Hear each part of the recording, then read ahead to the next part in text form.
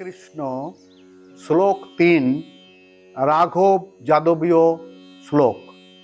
এ শ্লোক অনুলোম অর্থাৎ যে শ্লোক রাম কথা কামো ভারস্য স্থলসার শিশুদ্ধৌ অশ্বৌ যজ্ঞাপিকা সারো সর্বপিনা সগাকারো সুভীরিভু, অর্থাৎ সমস্ত মনস্কামনার পূর্তি স্থান শ্রীপ্রসাদ, ভুল সম্পন্ন নগর, কূপ ছায়া সুনিবিড়, বৃক্ষরাজির কলভরে ভূষিত অযোধ্যা উদ্ভাসিত। এই শ্লোক বিপরীত ক্রমে পাঠ করলে বিলোম, অনুলোম এবং বিলোম।